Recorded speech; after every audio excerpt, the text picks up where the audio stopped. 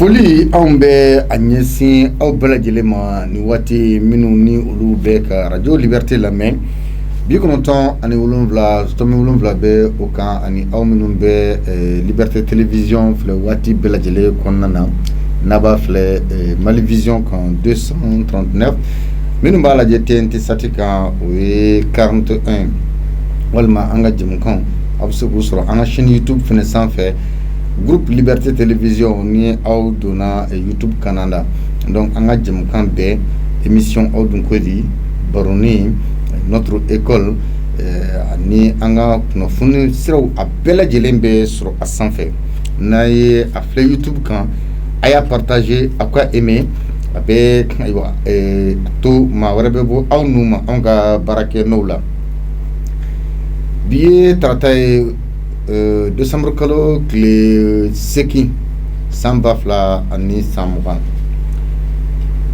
maa minnu bɛ ka jɛ ka baara k'aw ye jɛmukan k'a la sabu n tɔgɔ Seydou Jamu Sidibe Jakarija Danbele ale ni a ka degeden n'o ye Ahmed Gassama ye olu de bɛ ka jaw ta Mohamed Ɲangadu DJ WhatsApp ale bɛ ka kumakanw ni ka u fara ɲɔgɔn kan k'u lafili fiɲɛ fɛ aw ka se ka aw ka tɔmɔta t'a la Jean Jakite Madina Kuyate olu bɛ bisimila bulon kɔnɔna na baara in bɛɛ lajɛlen a bɛ ka lakɔlɔsi maa min fɛ o ye masakɛ mɔden masakɛ Alimami Samori Ture PDG an b'a fo ayiwa bi baro se an bɛna sigi fɛn min kan Jakarija Danbele kuma diɲɛ bɛ ka siran ni fɛn min ye diɲɛ bɛ ka kule ni fɛn min ye anw kɔni bɛ ka an bolo fila jigin a ko la n'o ye coronavirus ko ye an ye kunnafoniw sɔrɔ Jakarija Danbele siga t'a la fiyewu an dara an ka autoritéw la o an ma da an ka autoritéw la o a kɛra jago sira ye o a kɛra wari ɲini sira ye o a kɛra politiki sira ye o a kɛra sira o sira ye siga tɛ min na Mohamed Ɲangadu coronavirus a bɛ Mali kɔnɔ wa a bɛ ka fagali kɛ mɔgɔ caman b'a fɔ k'a fɔ ko pour que olu ka da la ko f'olu ka coronavirus ka su ye c'est-à-dire k'a fɔ ko mɔgɔ dɔ salen filɛ ko k'a fɔ ko coronavirus de ye nin faga donc k'o de bɛ se ka olu da la diɲɛ bana o bana n'a fɔra i ye ko karisa nin ye bana ye a kɛra bana dilannen ye o a kɛra bana sugu o sugu ye ne bɛ se ka i yɛrɛ tanga a ma a kɛra autoritéw ka fanga n'a kɛra o ye faamaw ye n'a kɛra faamaw ka wari ɲini sira ye o n'a y'i minɛ a b'i faga o a t'i faga o a tɛ fɛn kɛ farafin na walima a tɛ se ka ɲɛ sɔrɔ Mali kɔnɔ yan le plus important c'est de se protéger an b'o fɔ bɛɛ o ye anw ka ladilikan ye o t'a bali fɛnɛ ka fɔ an bɛ nɛgɛjuru sira labila parce que kunnafoni minnu b'an bolo an bɛna olu di nka o t'a bali fɛnɛ ka fɔ ni nɛgɛjuru sira labilara min dan b'a la o bɛ se ka maa tɔw wele cogo min na u k'u yɛrɛ matanga ma ou bien u bɛ se ka kɔnɔfɛɛrɛ min di o autorité kelen olu ma k'u dɛmɛ ni a kɛlɛcogo ɲuman ye an ka se k'o kɛ sabula sanuya dɛsɛya yɛrɛlatanga a bɛ daminɛ fɔlɔ an yɛrɛ ka du kɔnɔnaw de la an bɛ sɔrɔ ka bɔ n'a ye ni k'a yira kɛnɛma mesure barrière olu respecteli k'i tɛgɛ ko safinɛ la ka gel k'i tɛgɛ la nka safinɛ la tɛgɛ ko yɛrɛ bana in yɛrɛ la docteur ka fɔli la a bɛ se ka 70 bin ka bɔ a la k'i tɛgɛ ko safinɛ la i ka ɲɛgɛnatagaw kɔfɛ n'i bɔra dugu kɔnɔ ka na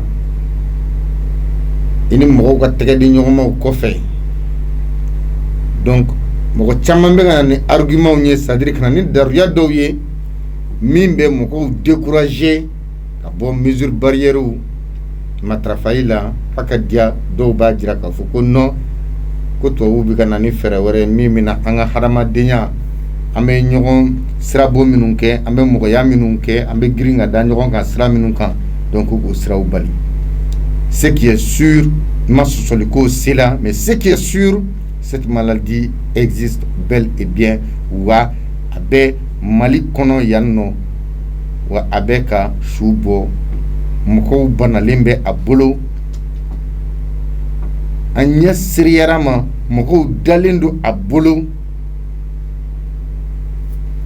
nka o ye n ye kuma minnu fɔ ça rentre dans le cadre en tant que journaliste ça rentre dans le cadre de sensibilisation et de l'information.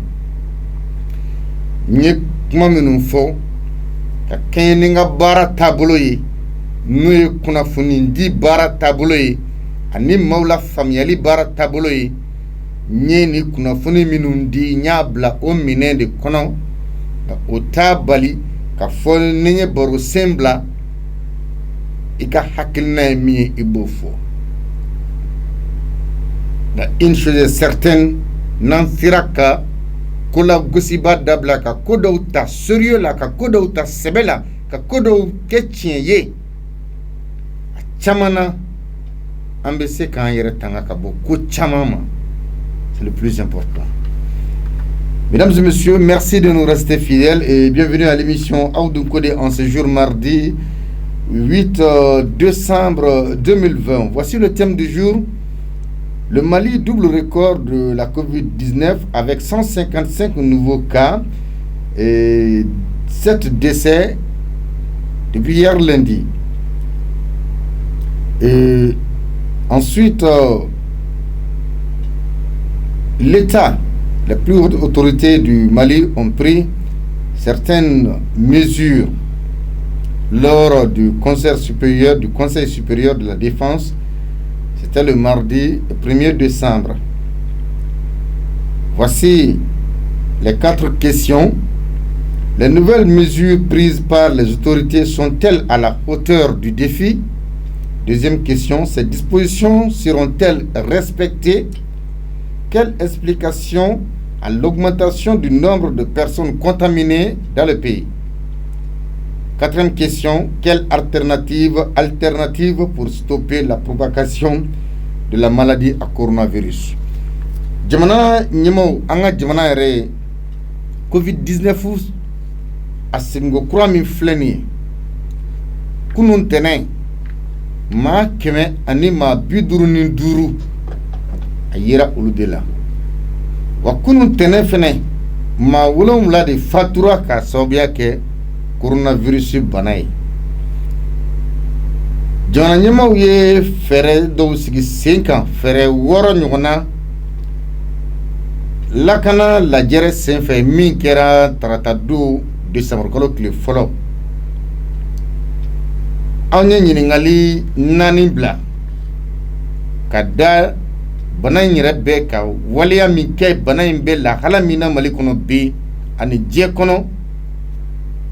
Ɲininkali fɔlɔ, fɛɛrɛ kura minnu sigira sen kan jamana ɲɛmaaw fɛ sala o bɛna na se ka latimɛ a bɛ se ka labɔli kɛ wa?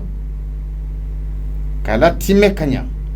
Ɲininkali filanan, sala o fɛɛrɛ minnu taara jamanadenw bɛna na se ka fɛɛrɛ ninnu labato wa? Ka lawaleya a lawaleya ko ɲuman na. Ɲininkali sabanan, ɲɛfɔli jumɛn bɛ aw yɛrɛ bolo ka ɲɛsin dɔ farali la bana in yɛlɛmali kan jamana in kɔnɔna na bana in bɛ yɛlɛmali min kɛ adamadenw ni ɲɔgɔn cɛ dɔ farali o hakɛ kan a bɛ ɲɛfɔli jumɛn di aw ma? Ɲininkali 4 na fɛɛrɛsen jumɛnw n'an bɛɛ farala ɲɔgɔn kan ka o latimɛ na o kan ka ta walasa ka dan segi bana in a walankatili la ko kura. Nɛgɛjuru sira bɛ aw ka bila la 66 74 33 48 64 74 33 48 aw ka radio do Liberté jɛmukan Aoudou Kodi baro sen ni a dayɛlɛnnen a kelenkelenna bɛɛ lajɛlen ye an ka jɛ ka hakilinaw di ɲɔgɔn ma émission aw dun ko di 66 74 33 48 64 74 34 Intle. Allô? Allô? Allô? Allô? 66 74 33 48 bioroni woro biolonvla annani bisabani saba binani aniseki. Allô? Ouais, c'est Sidibé. Itogoni jamu ban wele ka bomi? Boubacar Bokoum le do. Monsieur Boubacar Bokoum, quartier jumɛn? Pardon? Boubacar Bokoum. Boubacar Bokoum, quartier jumɛn? An bɛ bɔ Sebeninkɔrɔ. Sebeninkɔrɔ. Monsieur Bokoum, e yɛrɛ fɛ fɛɛrɛ minnu sigira sen kan jamana ɲɛmaaw fɛ sala o bɛna se ka latimɛ ka sa hakɛ la bana in kɛlɛli kama wa? Cɛ yɛrɛ la ka gɛlɛn Sidibé. An bɛ lamɛn Bokoum. Ka taa mun ka mɔgɔw dalen bɛ jamana ɲɛmɔgɔ ninnu na kosɛbɛ quoi. A kuma filanan. Yɔrɔ mara kɔnɔna ninnu na. Ne bɔra yen kɔfɛ depuis coronavirus ko daminɛna sisan ne ma coronavirus dɔ si yen nɔ quoi. A si kana bɛ ban na wala quoi. Ayiwa est-ce que fɛɛrɛ se minnu bilara sen kan olu bɛna na se k'a labato 66 74 33 48 64 74 34 48 n bɛ yɔrɔnin dɔ fɔ k'a latɛmɛ ni maa min banna ka i yɛrɛ protéger ko parce que i ma da jamana ɲɛmaaw la WhatsApp i t'o kɛ jamana ɲɛmaaw la dɛ olu protégelen don n'u banana fura sɛbɛlamaw de bɛ kɛ u la u tɛ furakɛ ni DCI ye donc ni mɔgɔ min ko k'i ma da la ko k'a sababuya kɛ jamana ɲɛmaaw ka comportement ye ayiwa o fana n'a fɔcogo don allo bɛɛ n'i ka tiɲɛ tɛ allo i tɔgɔ ni jamu i b'an wele ka bɔ min? Monsieur Doumbia, s'il vous plaît, dɔ bɔ i ka radio mankan na Umar Doumbia Senu Lafiyabugu jamana ɲɛmaaw ye fɛɛrɛ minnu sigi sen kan sala fɛɛrɛ ninnu bɛ se ka latimɛ wa? Fɛɛrɛ ninnu bɛ se ka latimɛ parce que sanuya yɛrɛ fɔlɔ o yɛrɛ tɛ bana yɛrɛ tanga ka bɔ hadamaden kan. An yɛrɛ ka tagabolo n'i y'a jateminɛ k'a lajɛ yɛrɛ tɛ an ka tagabolo ni ninnu ka fɔliw cɛ o. Mɔgɔ min bɛ kɛnɛya ɲini n'i bɔra ɲɛgɛn na i kan ka k'i bolo ko. C'est-à-dire que hadamaden yɛrɛ ka k'i a kuma lasurunya yɛrɛ i ka kan k'i yɛrɛ tanga quoi ka bɔ bana ma. N'o kɛra e yɛrɛ bɛ sitan sɔrɔ i bɛ mɔgɔ wɛrɛ fana kisi bana ma. Mais Doumbia munna maliyɛn yɛrɛ bannen don ka mesure barrière ninnu respecter c'est-à-dire ka ban yɛrɛ a ma? Ni ne yɛrɛ ɲininka lafaamuyabaliya don. Manque de sensibilisation. Merci. Parce que n'i y'a jateminɛ bana ninnu a bɛ yɛlɛma. N'a fɔra fɛn min bɛ yɛlɛma e ka kan k'i yɛrɛ tanga ka bɔ o de ma ka tila ka mɔgɔ wɛrɛ tanga ka bɔ o fɛnɛ ma. Mais n'e ko k'e m'o faamu lafaamuyabaliya ne bɛ se k'a fɔ est-ce que mɔgɔw la sensibiliser k'a faamu wa? An ka mɔgɔw filɛ ɲɛmɔgɔw ne bɛ kuma u fɛ dɔɔnin quoi parce que a fɔra ko dɔ bɔra bana fanga la olu yɛrɛ banako u y'a kɛ bolo kɔfɛ fɛn dɔɔnin quoi. Donc ça veut dire u y'u bolo jigin quoi. U y'u bolo jigin k'a sɔrɔ a ma ban o de nana n'a juguyalen ye ta. Bon d'accord ok a bɛ i n'a fɔ i ye troisième question yɛrɛ jaabi ka ban mais fɛɛrɛ jumɛn bɛ se ka tigɛ bi na pour que ka bana in yɛrɛ k'a jɔ carrément? Fɛɛrɛ bɛ se ka tigɛ bana in na sisan k'a se ka an bɛɛ kisi a tɔɔrɔ ma. U bɛ hali bi u bɛ wuli ni mɔgɔw la faamuya quoi mɔgɔw la sensibiliser ka dɔ fara sensibiliseli kan et puis tuguni mariages bɛ kɛ jamako ye banu bɔ a ka ca quoi. Anw fɛ yan k'a tɛ se ka dabila a tɛ se ka dabila jamana ɲɛmɔgɔ kɔni mana loi sigi a kama a ka kan se ka dabila mais fɛn bɛna na ni kɔlɔlɔ ye jamana kɔnɔ o kana ka se ka bali quoi bon ne awa sigi ka se ka dabila dɔ bɛ fara la ni wa dɔ bɛ bɔ la ni a kuma ka ca dɔɔni voilà bon jamana ɲɛmɔgɔ de kan ka se k'u jɔ u jɔyɔrɔ la walasi bɛɛ bɛ se ka lakana cogo min na. Merci Doumbia, Amel Senou Lafiaboukou, 66 74 33 48 Biora Anwara Biolonvla Anani Bisamani Sawa Binani Segin. Allô? Allô? Alpha Konate Sugunangura. Dima Kakene. Alhamdulillah, il passe au job. Alhamdulillah, Baro Sanati daga demela. Ami. Aywa, jamana nyamaw ye fere minu sigi senkan. Est-ce que on na se ka laboli ke coronavirus bana keleli la wa? Amo de se ko la daga, no fana ma se ka ke. O fana na foko do parce que ni mo ko fere tigɛ ni do ma nya be do de ta. Normalement kan o de ke parce que an te ɲɛ do ala o. Voilà, ne ko ni ka jate yo ye quoi. D'accord, mais yɛrɛ bɛ se ka ɲɛfɔli jumɛn de sɔrɔ dɔ farali yɛrɛ ka bana yɛrɛ fanga kan sisan? Ɲɛfɔli min bɛ sɔrɔ dɔ farali fanga kan, walayi min fɔra n kɔ sisan a fɔra k'a bɛɛ ɲɛfɔ sisan. A fɔra ko bana min tun ye mɔgɔw fara ɲɔgɔn kan ye, n'a bɛ mɔgɔ kelen n'a yɛlɛma ka di kojugu. Ni an m'a fara ɲɔgɔn kan dabila, cɛnni yɛrɛ la o bɛ se ka o yɛlɛmali bɛ dabila cogo di? O ka caya o ka buguni bɛ dabila cogo di? Donc foyi ma bɔ an ka kɛcogo la an bɛ k'a kɛ dɔrɔn ka taa donc o kɔni wajibi don a ka caya o awɔ mais Alpha e yɛrɛ fɛ n'an jɛra ka hakilina di ɲɔgɔn ma a bana in yɛrɛ bɛ se ka stopper cogo di c'est-à-dire ka dankari k'a la k'a lajɔ ka dankari k'a la k'a lajɔ an fɛ yan oui voilà bon n'i y'a jateminɛ k'a lajɛ anw fɛ yan dɔnnibaga ko t'o si ye quoi parce que a bɛ na fɔ an ka dɔnni anw ta tɛ quoi mɔgɔ wɛrɛ de ta don parce que dɔnni a bɛ i n'a fɔ dɔnni bɛ bɔ fan wɛrɛ de fɛ ka na n'o tɛ ne kɔni hakili la mɔgɔ kelen hakili kelen mɔgɔ fila hakili fila effectivement bana ni bana fura bɛ ka ɲini a tɛ dan ko kelen ma dɛ a bɛ lase bɛɛ lajɛlen de ma bɛɛ lajɛlen k'i ka dɔnni lajɛ a la donc ani ka an ka da ɲɔgɔn na wariko ka bɔ a la donc famaw de bɛ se k'o kɛ. mais est-ce que testi u bɛ ka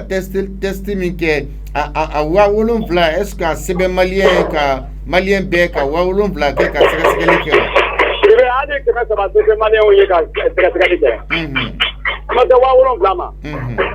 parce que i bɛna ye hali kɔrɔlen yanni bana in ka na. mɔgɔ caman bɛ taa dɔgɔtɔrɔso la k'a sababuya kɛ wariko dɛsɛ de ye koyi. n'o tɛ o sakuma kuma tɛ koyi.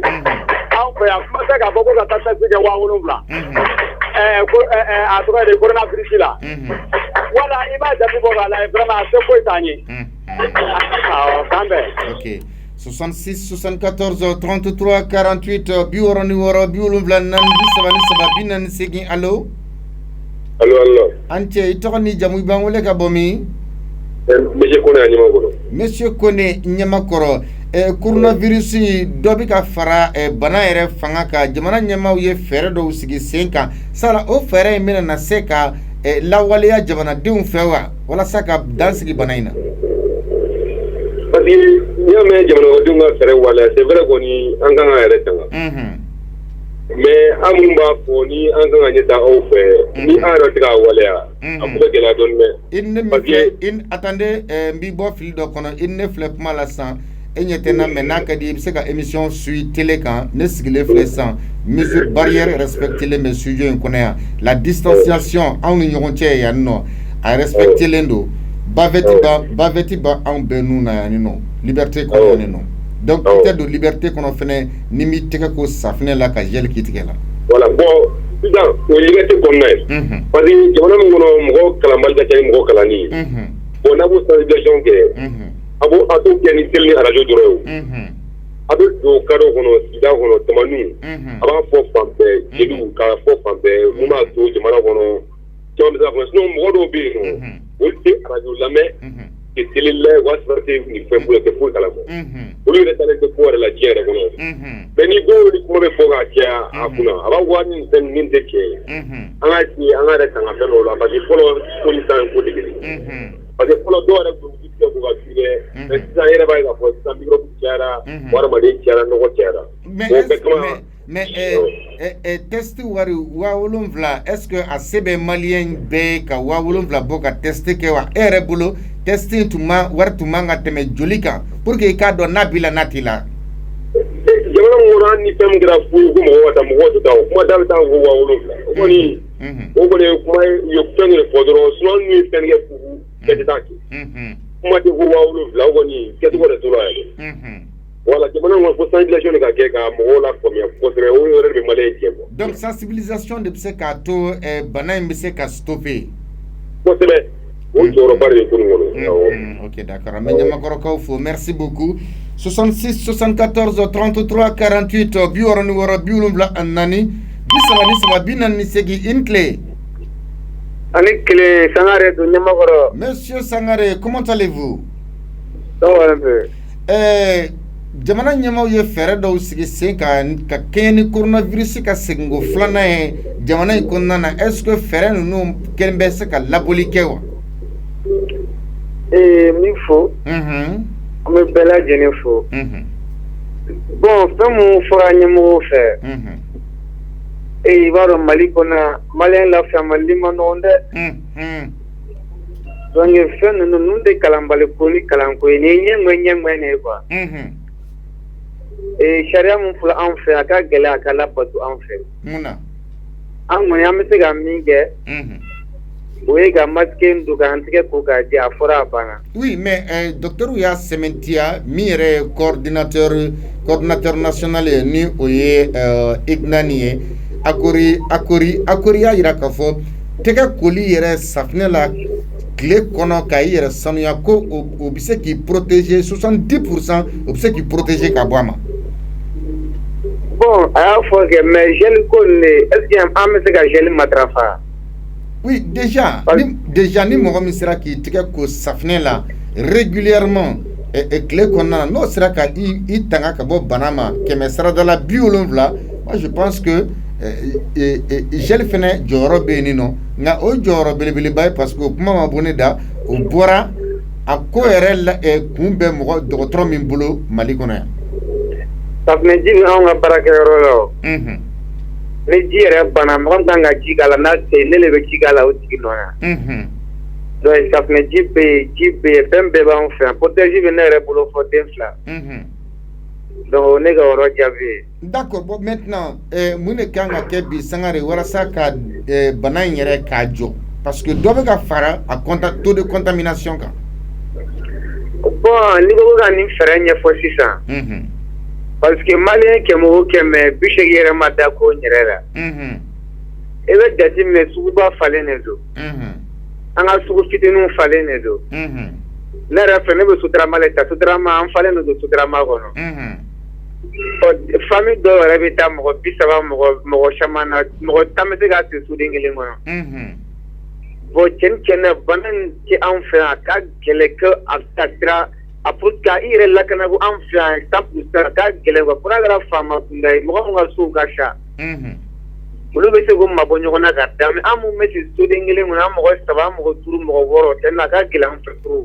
Sangare kunnafoni na n bɛ se ka min fɔ i ye teliya la o de ye k'a fɔ bana in kɔni siga t'a la a bɛ yen nɔ mɔgɔ min sɔnna i ma sɔn mais mɔgɔ minnu exposelen don c'est à dire bana in mɔgɔ minnu exposelen don teliya la bana in n'a bɛ se ka tiɲɛni kɛ o ye d'abord cɛkɔrɔbalamɔgɔw musokɔrɔbalamɔgɔw ani denmisɛnnin fitininw mais mɔgɔ si tɛ yen k'i bɛ se k'a fɔ ko bana in bɛ épargner non o kɔni tɛ se ka fɔ. Merci beaucoup 66 74 33 48 66 74 aw dun ko di allo. Allo. Madame i tɔgɔ ni jamu i b'an wele ka bɔ min? Ne tɔgɔ Adam Kojo ka bɔ Lafiyabugu. Adam Kojo Lafiyabugu jamana ɲɛmaaw ye fɛɛrɛ minnu sigi sen kan sala o fɛɛrɛ ninnu bɛna se ka labɔli kɛ coronavirus kɛlɛli la wa? Bon ni i n'a fɔ ni maliyɛnw y'a ta ka si a ɲɛ ma a bɛ caman ɲɛ. Puisque n'i y'a ta k'a jateminɛ maliyɛnw tɛ da ko la. N fɛnɛ ye maliyɛn ye mais u tɛ da ko la tant que ni ko mun sɔrɔ. U yɛrɛ du ɲɛ.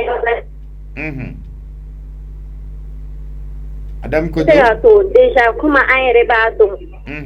Majorité la kunfin chani kalanyelaw ye maintenant sensibilisation bɛ se ka caman fɛnɛ kɛ k'a fɔ français na en même temps ka fɔ bamanankan fɛnɛ na puisque hali sugu kɔnɔnaw na i b'a ta k'a jateminɛ u mana fɔ u b'a fɔ corona ko tɛ tiɲɛ parce que a m'u sɔrɔ de sinon n'a y'u sɔrɔ u b'a ta sérieux la mais e bɛ se ka ɲɛfɔli jumɛn de sɔrɔ taux d'augmentation c'est-à-dire dɔ farali la contamination fanga kan sisan n'o ye a yɛlɛmali teliyali ye ne bɛ se ka mun fɔ sisan o kan i n'a fɔ u ye protection minnu fɔ tantɔ u ka geliw matarafa k'a to u ka segiw kɔnɔ ni minnu bɛ taga dugu kɔnɔnaw na à chaque fois u k'a ta u k'a k'u tɛgɛw la wa u ka distance ta u ni mɔgɔw cɛ protéginer u k'a matarafa kosɛbɛ o bɛ ne bolo k'a fɔ wa mɔgɔ min b'a matarafa i mana mɔgɔ min ye fana i b'a fɔ a tigi ɲɛna fo ka ɲɛ pour que a tigi fana bɛ se k'i ka kuma faamu ka kɛ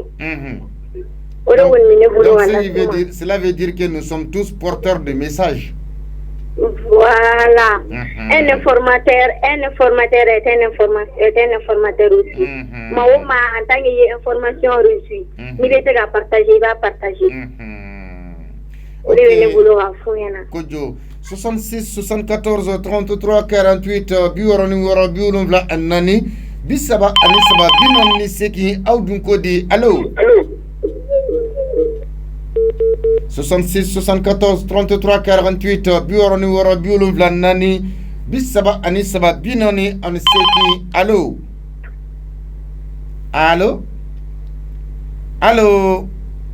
audun kodi auga jemukando mi nabesigi radio liberté à sanfé ntene tarata raba alamisa juma. Allô oui allô sigbe somogaw be basi foje etawani jamu bangule ka bomi Musa Jawara don ka bo Jikoroni Para la monsieur Jawara Jikoroni Para fere minun tigera jamana nyemaw fe coronavirus a kumbeli na keleli la sala fere be laboli ke wa oui avec la boli ke c'est pour exemple national ka respecter citoyen fait avec la boli ke mais est-ce que abna na respecter wa o de ni ngali parce que malien famba oui c'est vrai chama dalen do ala ka foko banabi mais si les conditions de vie des gens chama tise ka to so kono ka to ke ko coronavirus de walma ka distanciation respectée ka to ke coronavirus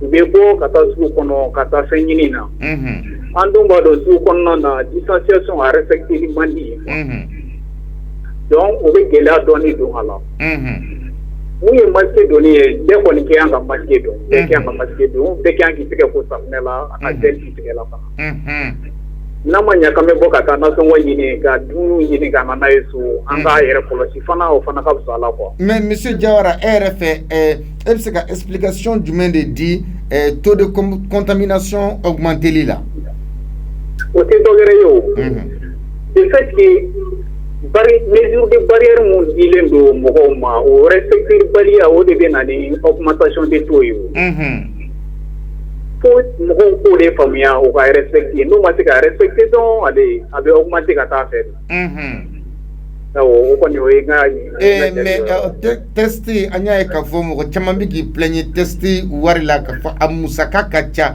RF pour que malien tum se ka testi ke abse ka teme sira jumɛnw de fɛ fɛrɛ jumɛnw de kan ka tigɛ pour que mɔgɔw ka test kɛ vraiment kan ka tigɛ pour que mɔgɔw ka test kɛ faut que prix mun dira test la prix in ka jigin dɔɔni n'a yɛrɛ bɛ se ka kɛ fu yɛrɛ ye o bɛ mɔgɔw arranger kosɛbɛ mun ye ka mɔgɔw sensibiliser pour sensibiliser la population il faut passer par certaines personnes comme les imams par exemple ale ni pasteur mun be église là mais flaka imamu tafoni anga on se rappelle lors de la première vague misri konona na kuma uchiara kosbe parce que anya bo banako ko anya anyi koro chaman dala donc do ya ka fo no ala ka nyangata de do no il faut ceci il faut cela donc mesure fora kala willa misri kono ko te respecter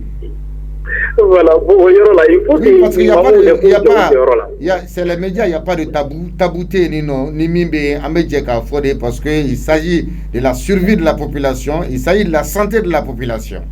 Effectivement. Donc, donc sur ça, il n'y a pas de tabou. Nous sommes tous des musulmans, nous sommes tous des chrétiens. Donc, chacun a choisi la voie qu'il veut. Donc là, mais la maladie quand même existe.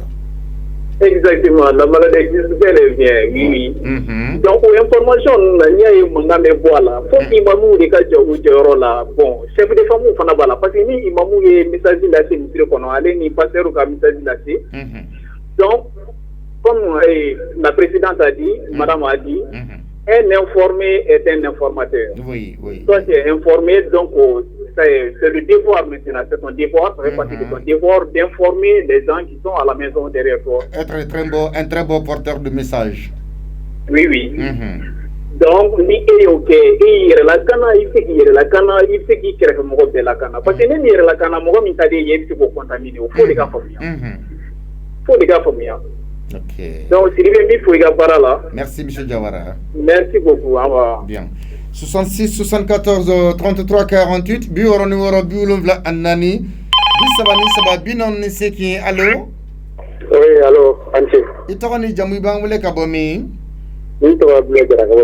Abdoulaye Diarra Djikoroni jamana nyamo ye fere menu sigi senga est-ce que fere num se ka labolike coronavirus kumbeli walma keleli lawa.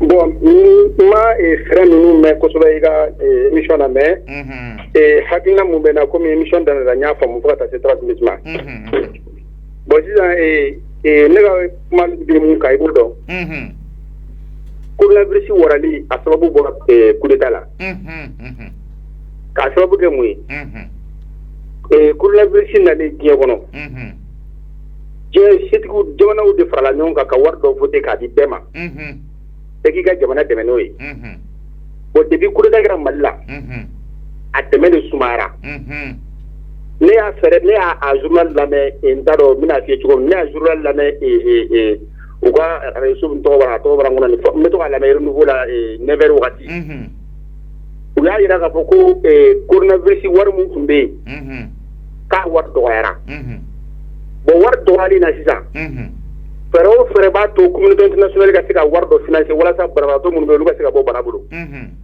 bon u bɛ bɔ ni fɛrɛw ye walasa a ka se ka mɔgɔw ka se k'u dɛmɛ walasa a ka se ka dɛmɛ kɛ i n'a fɔ ko an ka taa bitiki kɛ 35 000 o bɛɛ ye sɔrɔ ɲinitɔ la ye parce que an bɛ wagati min na sisan transition de bɛ yen diɲɛ jamana ɲɛmɔgɔ ɲɛnamaw bɛɛ ko a tan kɛ transition ma ni légitime mana président légitime mana u tɛ dɛmɛ kɛ bon o kama fɛrɛ de bɛ ka ɲini walasa banabagatɔ minnu bɛ yen hali n'a sɔrɔ fɛn tɛ ka fara kan dɛ fɛrɛ de bɛ kɛ minnu bɛ yen nɔ olu ka se ka bɔ bana in bolo cogo min n'o tɛ anw ye kalo kelen kɛ coronavirus daminɛ tuma an ye kalo kelen kɛ an bɛ si an ka baarayɔrɔ la. mais munna maliyɛn tɛ mesure ninnu respecté. maliyɛn tɛ mesure respecté kun na i b'o dɔn wa. maliyɛn yɛrɛ de tɛ sɔn maliyɛn yɛrɛ de t'a ka jamana yɛrɛ de sariya foyi bato quoi o de y'a to coup d'état yɛrɛ kɛra.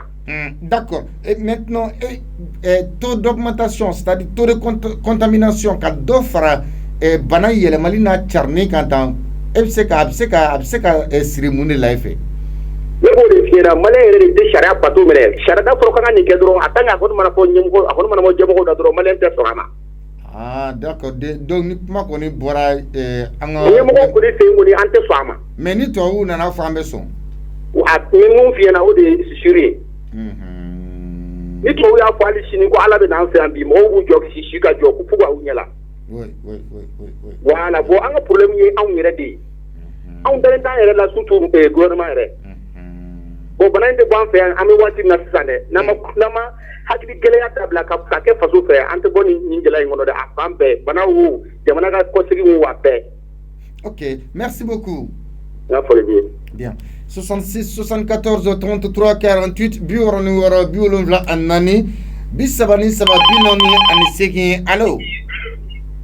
allo anu la. somɔgɔw bɛɛ i tɔgɔ ni jamu i b'an wele ka bɔ min. Suleiman Diarra Falajɛ. Suleiman Diarra Falajɛ jamana ɲɛmaaw ye fɛɛrɛ minnu sigi sen kan sala fɛɛrɛ ninnu kɛlen bɛ ka labɔli kɛ coronavirus a seginko filanan in na wa a kɛlɛli kama. Bon, avec ce qui a manqué, mais à trouver parce que 70% de l'expert fait, ça veut baser statistique officielle des cas. Donc là, on peut voir que mais il y a ma flèche. Il y a moyen que le mot est tout mis. Vous êtes au camé, vous êtes radio la main, vous êtes à Bamananga main. Ah oui. O mangi fana be hali tege ko ji fana jamana ka bon dugu bawla ji be soro ta fana be soro yo be ta hamo dola Sénégal jo su dola yoro janja sura re tuni second arrangement ke ki be ni be Sénégal kamia fait 14 mana c'est ka soro abe teli ka be fege ate ji rete ile fama na abe ile bolo tuni to la donc calcul tout c'est vraiment c'est ile sama muke oui donc parti jamana yoro do be ba ko don ba ma ko c'est jamana yoro be mi be c'est que ba fenge u dumbe ko karafe mais akimoto yero do don donc vous be na jate na jate fa jate mais statistique to jate na ko la voilà voyez ayi que la question pour même muna mo bi banka mesure nous respecter pourquoi banque dɔw bɛ yen u m'a faamu dɔw bɛ hali n'i y'a faamu i bɛ jamana ma fɛ ko wari dɛsɛ bɛ cogo min hali ka daraka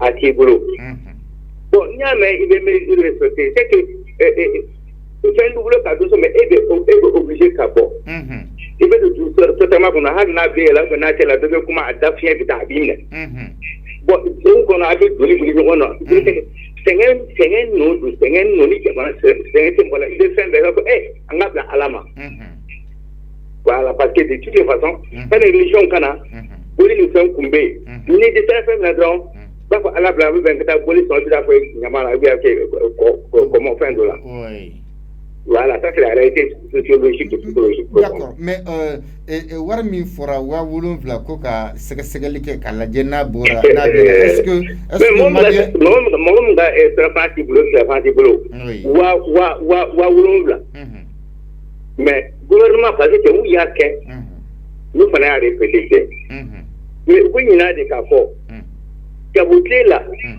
en bas du sconoté en là ko la que ça ni banana ta ko so le be fenge hali watla tinga te kala ko ni mana to so la anti frake mu bu ka barake ni ko dena na to so kele mi so frake tu pa ke senti wa ulte anga digere na ko kam ku te jamana ko ko kalama ni reality ko ni la solution kalama quoi ko ba faire ce que les na ba ta te shu kano ko ça marchera pas ni afra ki be ba anga ala ala ni ja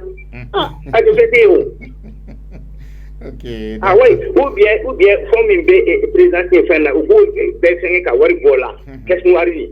À te dire ce matin, c'est fin de forme sous-station de boulot. Vous pouvez utiliser qu'à faire des à te mon wari mon boulot. Qu'à faire un mal d'hacker moment, avec Belma, c'est tout. Donc, bébé frasso. Ok, d'accord. Merci beaucoup. Merci. 66 74 33 48 biwara numéro biwulumla annan bisabani sa binon sigi awdun ko allo ante assalamu alaykum ito ni jamu ba ngule ka bomi flake do ga bon flake globugula flake jamana nyamaw ye feremi nu sigi senkan coronavirus bana kumbeni ni akele la 66 74 33 48 Radio Liberté de émission Aoudou Kodi. Allô? Allô? 66 74 33 48. Allô? Allô, ça va? Ça va un peu? Yatara. Ah, Seydou Yatara Wenzen. Ntomo Seydou, jamana nyemo ye fere minu sigi senga coronavirus bana kumbeni ni akele la est-ce que fere nunu be laboli kewa?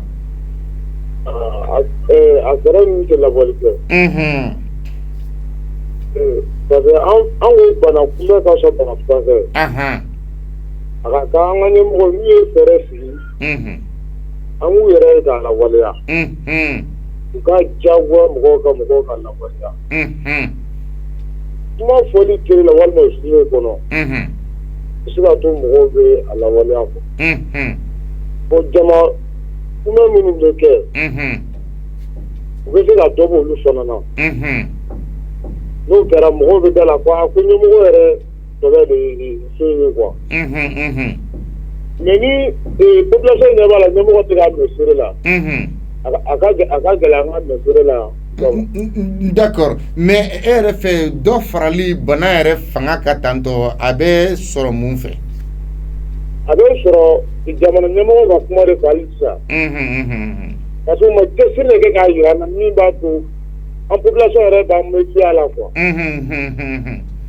y'a faamu par exemple an b'a mɛn ko an dafɛdugu dɔw bɛ yen ni masque tini na 1,200 sara 1,200 wa an y'a kuma mɛn an dafa jamana don voilà bon n'a bɛ min na n'i ye a jigi ka fɛn da kan ka na i Bamakɔ kɔrɔ i bɛ 600 sara mais an ka ɲɛmɔgɔw y'a ye sisan ko an k'o kita bɔ a la wa u m'o kɛ u n'u ɲɔgɔnna caman hali don o CNT donna mɔgɔw tun tɛ yan est-ce que mɛtiri yɛrɛ respecté la ye bon olu ɲɔgɔnnaw de kɛ an b'an ɲɛmadaw le fɛ n'olu ma misaliya yira an na dɔrɔn a tɛ sɔn jamana yɛrɛ ko bɛɛ y'o de d'accord mais wari min bɛ fɔla ko ka sɛgɛsɛgɛli kɛ n'a ye 7,000 est-ce que a sɛbɛn maliyɛn walima a kan ka kɛ cogo di pour que maliyɛn fanba bɛ se ka sɛgɛsɛgɛli kɛ a yɛrɛ la non n t'o ma se k'a ɲɛ non o kan ka nin kɛ fu de fu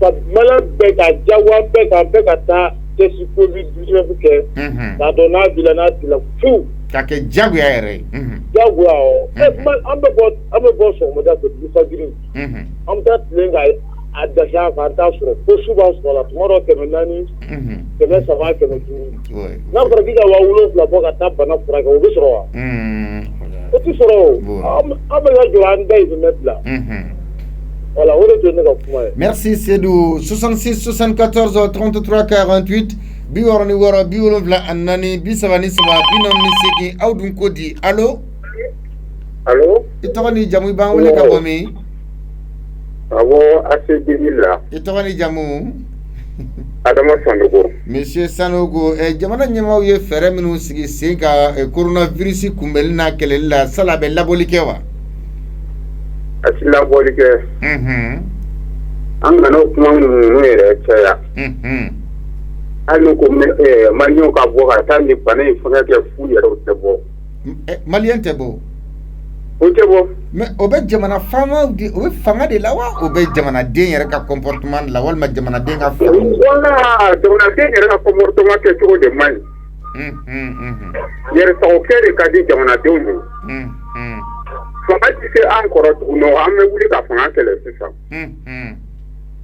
ka sababuya kɛ o de y'a to a tɛna kɛ mais Sanogo munna maliyɛn b'i ban ka sariya fɔlen ninnu na bato c'est-à-dire le respect des mesures barrières bon ka sababuya kɛ maliyɛn yɛrɛ tɛ da ko la quoi n'a ti a kunkan a ti da la quoi fɛn min tɛ maliyɛn kunkan voilà ne an kun y'a kɛ sɛbɛko ye depuis a daminɛ na sisan y'a sɔrɔ foyi tɛ yen bilen mais a donna bɛɛ farisogo la ka ban bon wariko kuma min yɛrɛ bɛ ka fɔ a la 7,000 testé o min bɛ ka fɔ a la o yɛrɛ b'a tɔ yɛrɛ goya mɔgɔw ye i sigi dɔgɔkun in kɔnɔna na i bɛ ŋunuŋunukan wɛrɛ lamɛn min bɛ ko yɛrɛ tɔ juguya quoi ka sababuya kɛ 7,000 ko kuma min fɔra o tɛna se ka bɔ quoi mɔgɔ 100 jɔ bi mɔgɔ min bɛ se ka 7,000 bɔ bi ko i bɛ taa test k'i yɛrɛ la o b'a sɔrɔ i ni bɛ ɲini ka to a la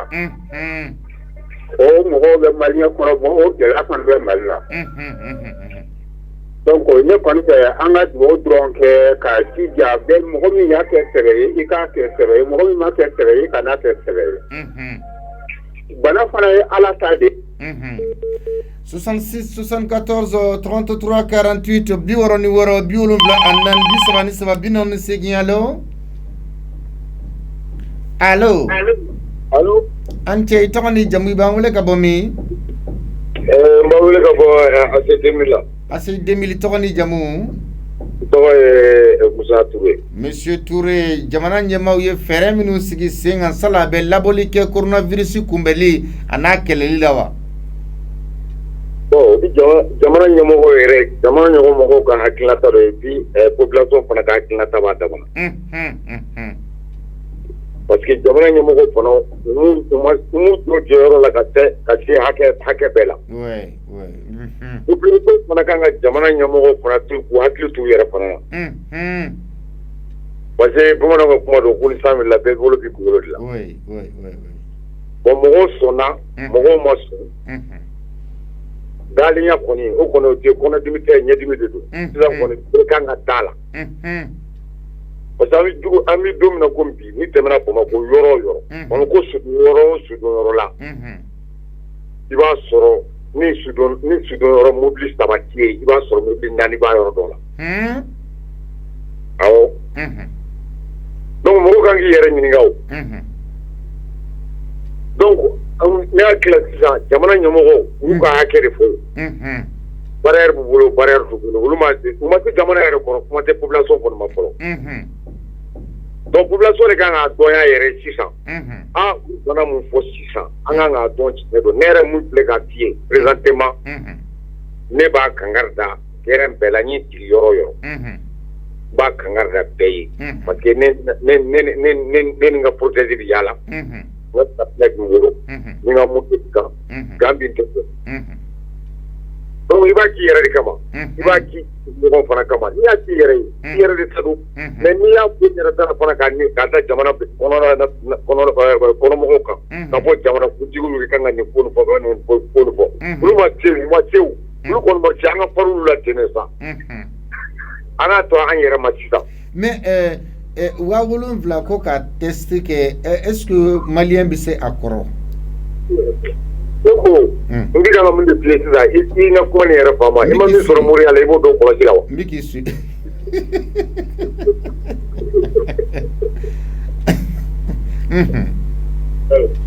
Mɔgɔ ma min sɔrɔ Moriya la n'o dɔn kɔlɔsi i bɛ t'i ka wurudi de la o. Parce que mɔgɔw yɛrɛ ma dumuni sɔrɔ k'a dun fɔlɔ n'i k'i ka taa 7000 don test la. Mɔgɔ minnu bɛ taa 7000 sara ka test kɛ n'olu bɛ taa parce que voyage de kama de e hakili ko 7000 de kɔrɔ ye. Ko n bɛ wuli yɛrɛ ma dɔrɔn ka taa 7000 sara ka test kɛ yan. Parce que n bɛ fɛ ka voyager n ti voyager tant que ni test papier t'i bolo. Oui. O bɛ k'olu wajibiyalen de don ma quoi. Papier nɔfɛtɔ ko de don quoi. Voilà. Donc hali fu yɛrɛ bɛɛ ti kan. Mais maa caman b'a bɔ a yɛrɛ la ka taa parce que n'u y'a ɲagata sisan caman bɛ wuli a yɛrɛ ka taa. Mais n'o warilama kɔni donna la kɔni ka ban. O tiɲɛni ye o. Ok, merci beaucoup. 66 74 33 48 Biwara ni wara biwulonvla anan bisaba ni saba binani anisegi. Allô? Allô, merci tout ça va? Sonoro be itoko ni jamu bangole kabomi? Monsieur Ndiaye, l'enfant de Bamako Koura, comment allez-vous? Oui, les enfants, la famille? Oui, ça va tout bien. Super. Et jamana nyemaw ye fere minu sigi kan coronavirus kumbeli ni akeleli la Ndiaye, est-ce que abe laboli kewa? Non, pas bien.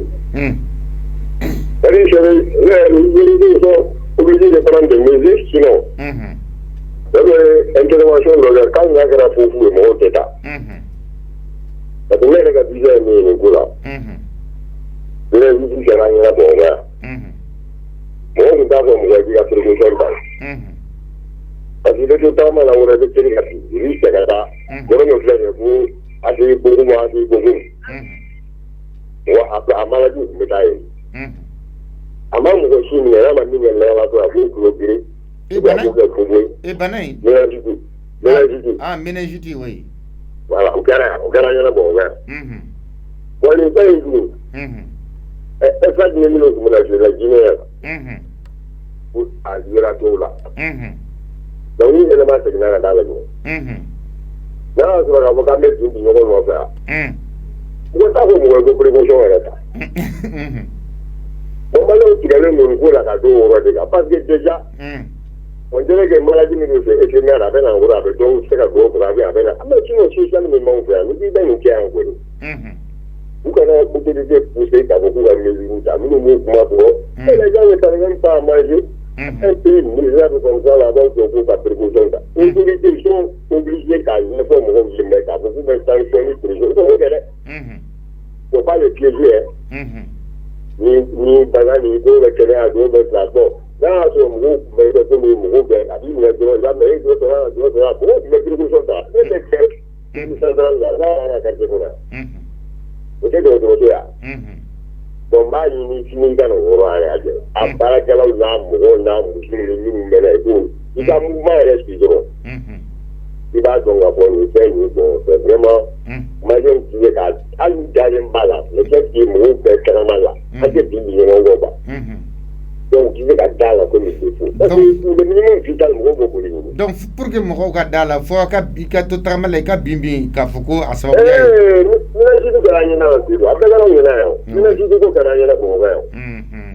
il faut me la garder beaucoup à ma maman. Je ne peux pas mal du pétale. C'est là à bâtiment de à ma mochi, mais nous devons magasin de beaucoup de gris. À mon nous marcher là. Il y a du mangourou, en mettant un là, il voulait me le faire. Allez, vous connaissez. Il a déjà arrosé. Au Canada. Et sur la ligne, donnez-moi un peu d'eau. Il y a une fouille de la boue. Au Canada, il y a ma chance, tout le monde pour toucher le niveau de famille de la retraite. On voit les métiers de l'humain, à l'humain, dans la technique à Téméla, à boire. Donc, nous avons ouvert tous les jours là. C'est difficile de voir dans la communauté. Mais ça existe, nous avons la précaution d'abord, mais autorisons quand même tout à la là. Pour nous appeler ça. Ok, d'accord, M. Ndiaye. Merci beaucoup. Pas de quoi, aussi. Donc, n'a fait qu'à Djemouka Inflé, c'est qu'à sur Liberté Télévision sans fait, Nima Vision, au boulot 239, TNT 7, c'est qu'à sur 41 ans au découvert nous quand. Voilà, c'est qu'à YouTube, quand groupe Liberté Télévision, émission Torodon, émission Baroni, émission Aoudun Kodi, notre école, journal Liberté. Flash Liberté. Donc, on a une bébé en chaîne YouTube sans faire. Avec partagé ni en page Facebook. Donc, directement, ni à Facebook, à YouTube, quand directement, c'est qu'on a une belle agilée. En tout cas, Liberté de production fait que à bébé en chaîne YouTube sans faire. Djemoukan fene avec ce qui tenait tarata raba à la missa Juma.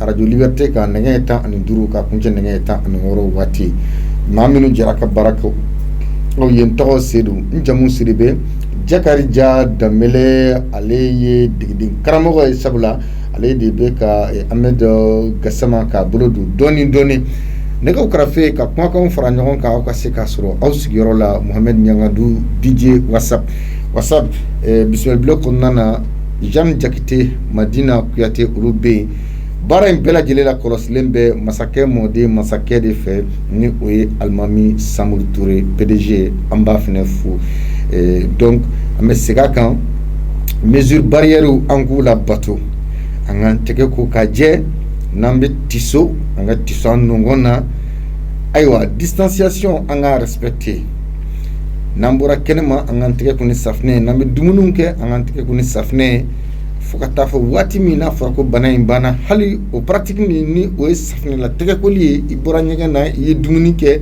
walima i bɛna dumuni kɛ k'i tɛgɛ sanuya ni gel se b'i ye gel san n'o se t'i ye ni bavette b'i bolo n'o o ye masque ninnu ye an ka masque ninnu don ni minnu ta ye fini ye n'a nɔgɔra a bɔ i k'a ko i k'a jɛ i k'a don i nun na i k'i yɛrɛ sanuya vraiment an ka ɲɔgɔn faamuya nin ko in na sinon mɔgɔ minnu sigilen bɛ n'a ye k'a fɔ ko hali ni coronavirus ko ye tiɲɛ ko mais ko Mali ta tɛ tiɲɛ ye Jakarija Danbele a bɛ Mali la ça existe et wa a bɛ ka tiɲɛni kɛ a ka tiɲɛni fanga ka bon maakɔrɔba kunda n'o ye an ka cɛkɔrɔbaw musokɔrɔbaw ani denmisɛnnin kunda wa k'a fɔ fɛnɛ k'i b'an ka âge kɔnɔ k'o bɛ se k'i tanga ma a n'a y'i sɔrɔ a bɛ ko k'i la dɛ donc an k'an yɛrɛ tanga ka bɔ nin ma an kana ɲɔgɔn nasu an kana ɲɔgɔn intoxication kɛ an kana ɲɔgɔn désinformer k'a fɔ non an ka bana tɛ yan bana tɛ a bɛ tan ka na ni preuve f'u ye ka preuve dɔw di qui n'existe même pas ka bɔ ni théorie dɔw ni fɛn dɔw ye qui ka mɔgɔw jagoya la convaincu ka sɔrɔ bana bɛ yen. Donc évitons ça. Aw ni ce aw ka filɛli ni aw ka lamɛliko ɲuman na a k'an bɛn waati wɛrɛ.